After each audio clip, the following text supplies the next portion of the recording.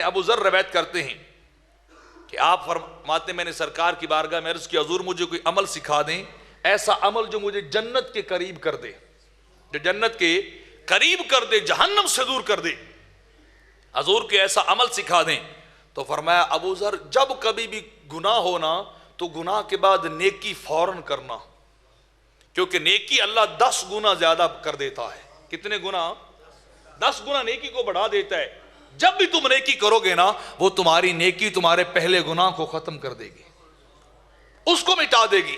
جب کبھی بھی گناہ ہو جائے، استغفار اور توبہ اور نیکی اور اللہ کی تسبیح و تہلیل انسان کو فوراً کرنی چاہیے۔ نقد و نقدی سودا ہے، تو نیکی کرے گا رب تیرے گناہوں کو مٹا دے گا، رب تیرے گناہ کو مٹا دے گا۔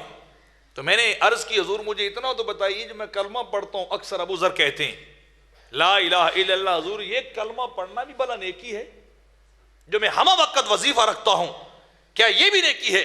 تو فرمایا ابو ذر یہ تو ساری نیکیوں سے بڑھ کے نیکی ہے، اس جیسی نیکی تو رب کائنات نے بنائی نہیں ہے کہ بندہ لا الہ الا اللہ کا کلمہ پڑھتا رہے، اس سے بہتر کوئی نیکی رب نے بنائی نہیں۔ سب سے اعلیٰ کلمہ جو اللہ کو پسند ہے وہ کلمہ لا الہ الا اللہ کا ہے۔